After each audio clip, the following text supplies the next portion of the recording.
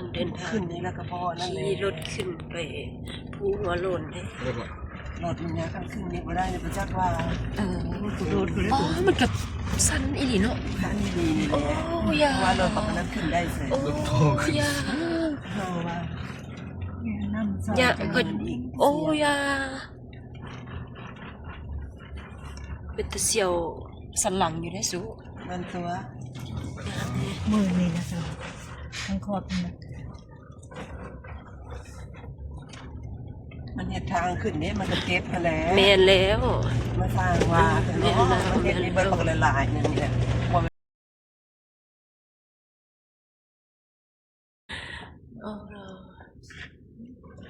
มันก็บริทางวินนี่ โอ้มันสิไปเวียนจังได๋เนาะ เห็ดทางเว้นอีกบาด มัน เบิ่งนี่เล็กเลย ธรรมดามันโตมาอีกเม็ดนึงพอดีนะเนาะ เฮ็ดกว้างกว่านี้ อีกเม็ดนึง อยากไปมันไปวินกันได้รีดกันได้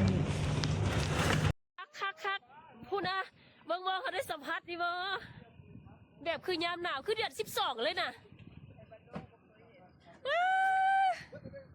คือเดือน12เลยโอ้คักคัก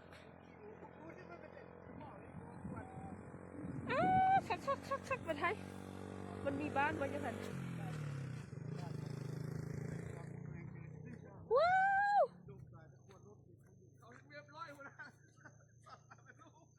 ว้าวฮ่าบ่เห็นอย่างเลยว้าวคักถ่ายรูปเย้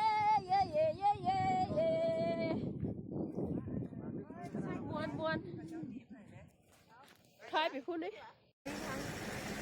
มาทางลัดมันจะใกล้กว่านั้นก็ว้าวจะมีภาพคนเนี้ยเนาะเบิ่งทางเอ็ดเลยมีคนจุดเช็คอินกับเจ้าหน้าคุณน่ะโอ้ยบนโค้งประเภทนะนกกระเฟอมึงนี่3-4เกิด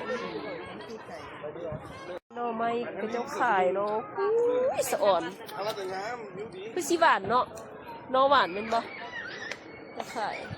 แตกมากอย่างนั้นละอันนี้ทางใส่สมบูรณ์ไปอันน่ะนี่หัวโลนดอกบะอื้ออีก